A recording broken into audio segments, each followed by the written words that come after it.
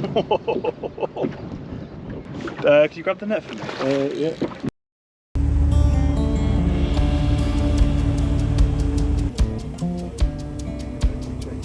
Hello, good morning. Welcome back to the Seasmith YouTube channel.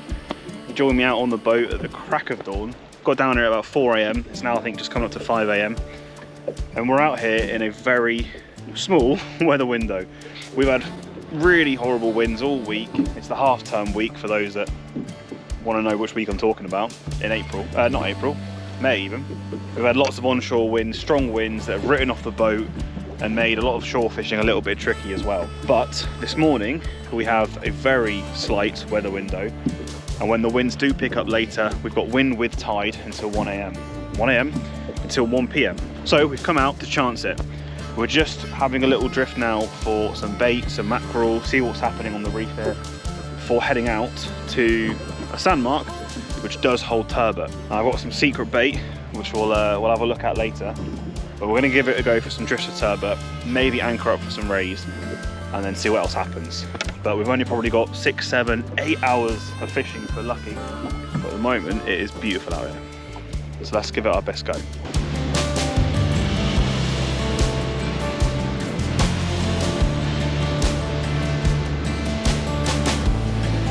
Now, being out here just at sunrise, this is typically when a lot of the bass, the birds start feeding. Sunrise and sunset, as we've seen lots of times before in the videos. And we're just doing a drift over Christchurch Ledge now, and there's loads of fish marking below us.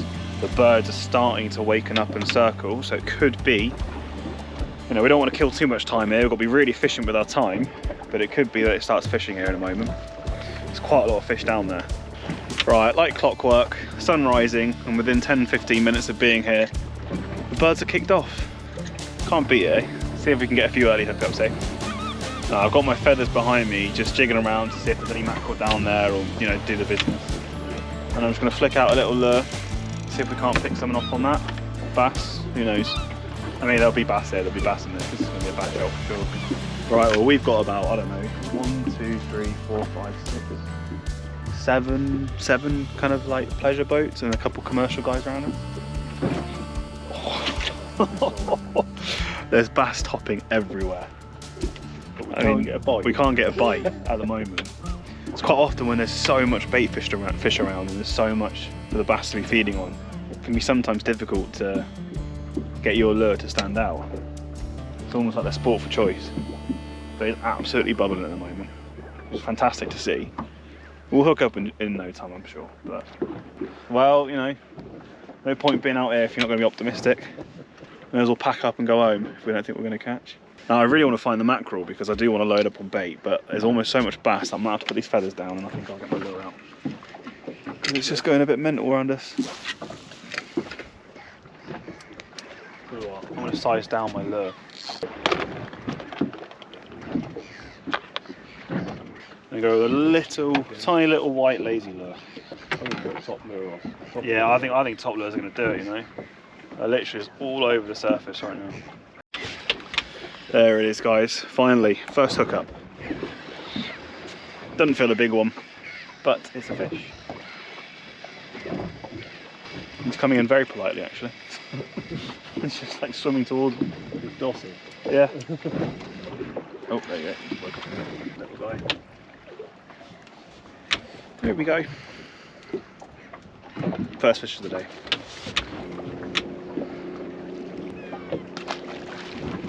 Just gone 6 AM. Give this till, I reckon, 6:30. Yeah. Then we'll move to our mark. Now, of course, with this time of the year, all the bass seem to be feeding on sand eels. You can see the birds picking up sand eels left, right and centre. So we've both, me and Martin, have just switched out to very, very small lures. I've got a very small metal on, in fact a Watson lure, which is now hooked up. And Martin's switched to a very small plastic, which he didn't land it, but did hook up. Now this fish feels a little bit better, but it's just, I don't know, nothing special, but it's another hookup, so I'm happy to see it. There he is. Again, pretty much typical of the stamp of fish, bass wise anyway lately. Later in the year we see more of the bigger ones coming out to play, but I won't grumble at that. Now we're going to make this the last drift before heading to our mark and trying for some turbot whilst we've still got these flat calm seas.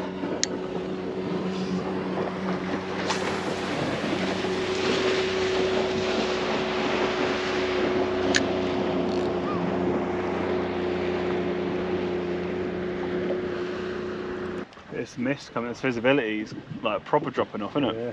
Keen not to get distracted by the bass, as the plan was to make the most of the settled morning weather and head offshore for some turbot drifts, we broke the golden rule of never leaving fish to find fish. As we ventured on, the fog became thicker until visibility was extremely low. This made anchoring very dangerous, so we opted to stick to fishing adrift. So, all I've got here is just a long thin strip of garfish. I'm going to go through it once, through it twice, like so, and that is going to trail behind us, hopefully catch a fish. God, those water temperatures have shot right up, 14 degrees. Wow. It was 8 degrees not that long ago, which is great to see. So whenever drifting for flatties or drifting baits along the bottom, what you want to do is let out quite a lot of line so it sits flat to the bottom and you've almost got the line going down at a diagonal rather than straight down, of course, otherwise you can risk coming up and down and that kind of stuff.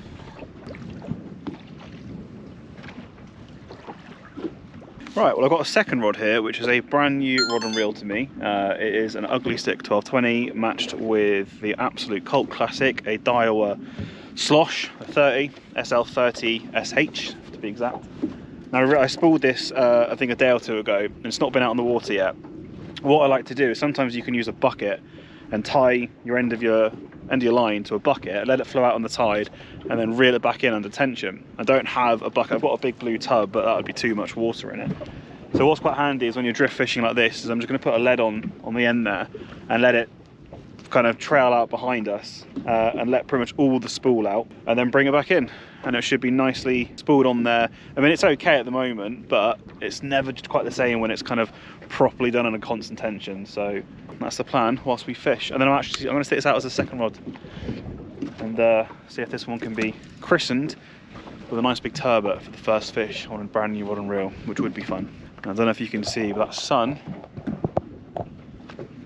is trying its hardest to break through this mist. Fingers crossed it does. Well, first drift on this mark, and Martin's found a fish. Not sure what it is yet though. A dog or a conger, isn't it? No, I don't say that. If it's kicking, I doubt it's a dog, but it could be an eel, yeah. It could be a strap. I was picking up congers on here last time as well, to be fair. Or it could be a turbot. Could be a turbot, let's be optimistic. Oh, I had my hopes up then. So did I. That was a very odd fight. Little dogfish. Well, we are catching fish on this, on these drifts. Dogfish.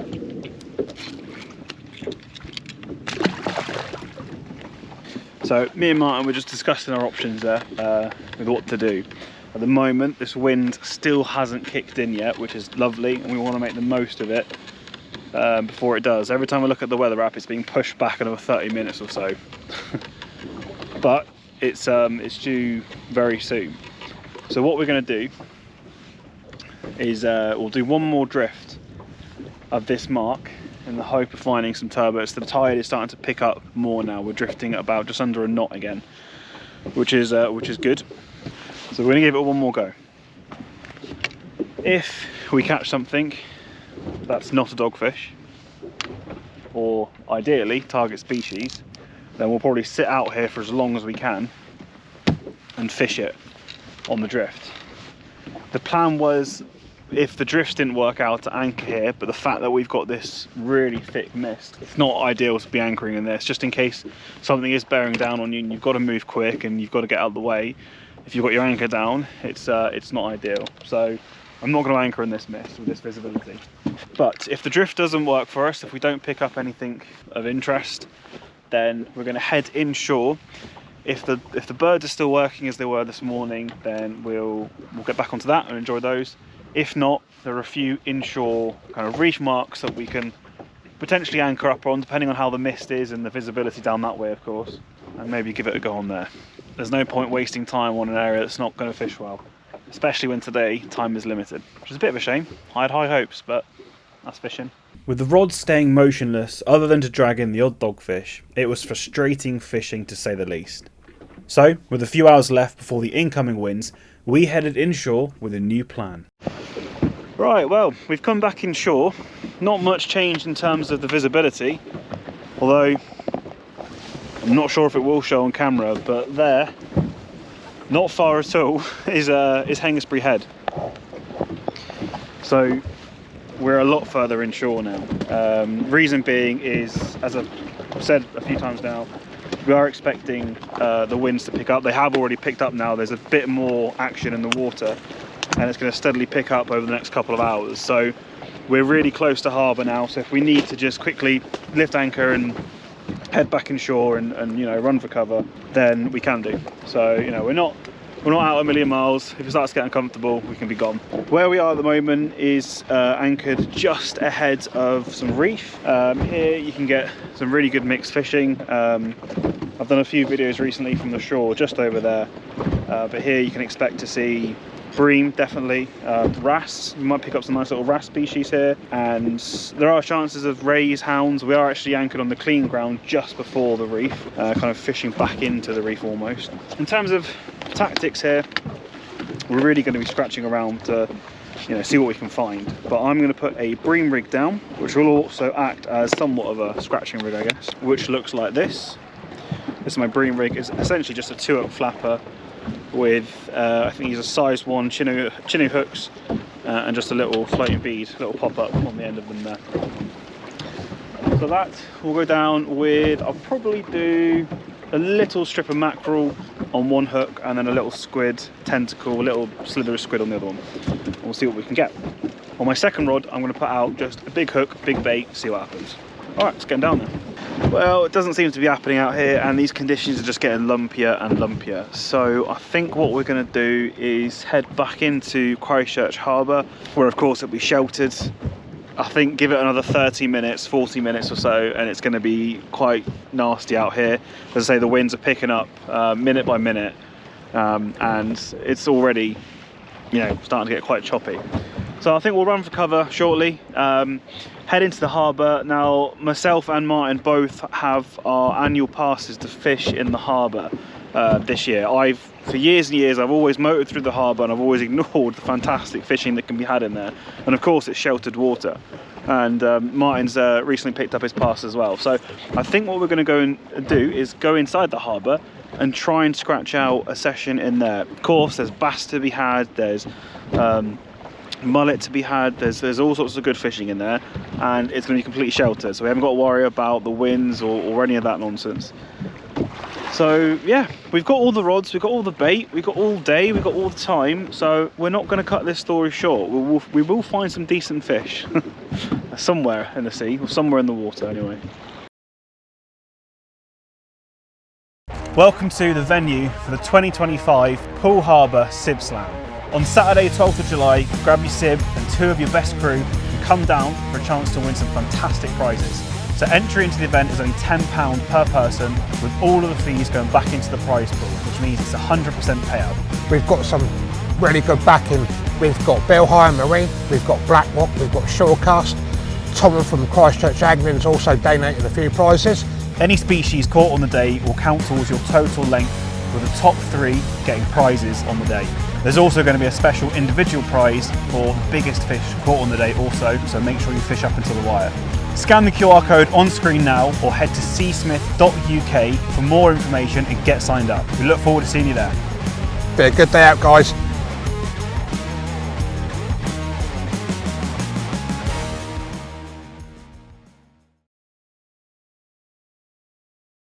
As if by some fishing magic, on our trundle back towards the harbour, completely by accident, we stumbled across a flock of working birds. Just as we found them, boats started to appear out of the gloom, looking to get a piece of the action. I have to say, it was quite a surreal moment.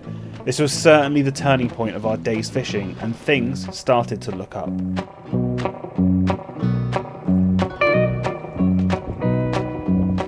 Right, well, on our way in, as if by magic, we literally went straight in, nose in, for some working birds. So, we're going to give it a little bit longer here. Get the lures back in and try and get some more fish on the boat, ideally. Back into the fish, guys. Martin's got one on. See if we can get double look up. Oh, yep. Right, as if by magic, guys, the mist is burning off. The sea state has actually now got calmer. The winds have dropped off again. I just said to Martin, I'm going to stop reading weather forecasts. I'm going to go out. If it's not nice, I'll stay out. As soon as it gets bad again, I go in. Because the weather forecasts are just, I don't know, never too accurate, but oh well. I could be a weather forecaster because it's the only job you can do every day and get wrong and still keep your job. It's a good point. Very good point. But yeah, this mist is burning off, that sunshine's coming through, it's getting really warm now actually, so I'm going to take this jacket off. And there's fish about. So, another change of plans. We'll fish to what's in front of us now. I think we'll just go at this and see what happens, eh? Right, well, welcome to day 2. I'm joking, of course. In the space of 20 minutes, it's completely changed. It's now blue skies, flattened off again. It is amazing. And Martin's had a succession of a few bass and just challenged me to a match. That's pretty much what I've heard. Oh, He just lost his fish. Oh, nobody so wants to see that. there we go. Right at the edge of the boat. James calls that. My fault he lost his PB bass. Now my fault that they're Now he's falling casting in my spot as well. Yeah, Martin had a really nice fish on earlier. And you reckon it was the biggest one you've had off the boat, haven't you? Unfortunately, it came off, but it's still out there. So I'm going to catch it. Oh, it's absolutely stunning right here. This is just Different day. You could do this. Oh, for God's sake, right. Just switch sides. You can carry on that side. No, I'm alright. He's got a secret gentleman's agreement with the same fish. I think he's caught the same fish 4 times now.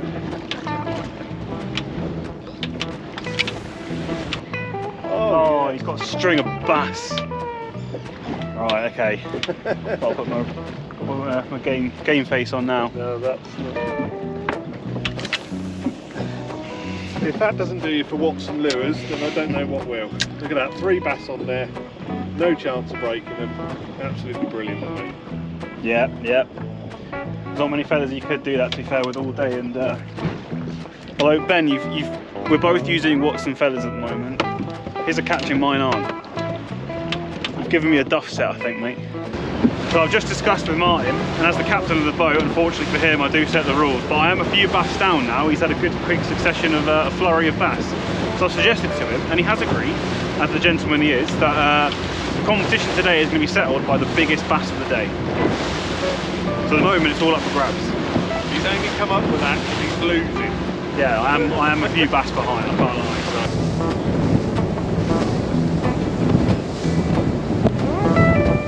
Well, the theme for today is that no one situation is consistent for more than 20-30 minutes. And as often is the case, the birds have pretty much stopped working now. Doesn't mean the fish aren't there, but it's going to be a bit more difficult to find them. So our match has probably ground to a little bit of a halt from the flurry of fish that were coming to the boat. But you never know, there could be more ahead of us. At the moment, we're just drifting along. I'm just having a bite to eat, and I've got some feathers just kind of bobbing around beside me. I would like to try and pick out some mackerel, pollock. I had a couple small pollock off the reef around here lately, which has been good to see. But we've got about an hour and a half until the tide turns, and then it's going to be wind against tide. And we've got quite a strong southwesterly at the moment, which is just about manageable because it's wind with tide. But once it switches, it's going to be a lot more lumpy out here. Won't be fun at all. So that's probably going to be our cue to leave. And then we'll go back to the plan we were going with, which was plan B. Probably on plan C, plan D now, I have no idea. But we'll probably head back into the harbour and maybe do some mullet spinning or I'm not sure yet. We'll figure it out. But yeah, food for now. Right, well, another change. This is all on the same day, I promise. I know it feels a bit all over the shop, but it's all the same day. It's all about a space of 6 hours as well. We're inside Christchurch Harbour. It was starting to get really churned up out there. You know, big southwesterlies coming through. We had like 2 metre plus swells. Yeah, it was time to leave. So we tried a few reefs on the way in. No luck. We did find some fish start marking some shoals, but couldn't get them biting, and I don't want to force it. So we've retreated to the shelter of the harbour, and it's absolutely stunning in here. It's obviously flat calm because you're in the harbour. Sun's shining, it's really warm. I'm probably going to go down to a t-shirt in a minute. We are about to do some mullet spinning. We've got some meps, some fake ragworm, no real stuff. We're going to give it a go. Now as we were coming up here to anchor up, a pretty sizable mullet jumped literally right in front of the boat as I was turning to anchor. So I'm somewhat hopeful. There's a few people on the shoreline opposite us spinning as well. Just jump there. Literally in front of the boat. There's fish jumping all around us, so I think we could definitely have a chance of hooking into something. Oh, another one jumped in front. There's a few over here. Right, well, third cast, guys. And I'm into a fish. Not a bad one, actually.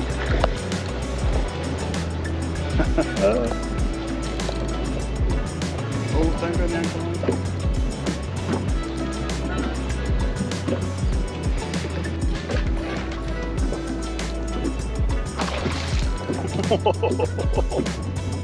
Oh, there's a mullet in there. It is, yeah, I've seen it. Can you grab the net for me? Yeah. Now, I am not an expert when it comes to fishing for mullets. In fact, I've never caught one, so this is my first one. And I've always been told they fight.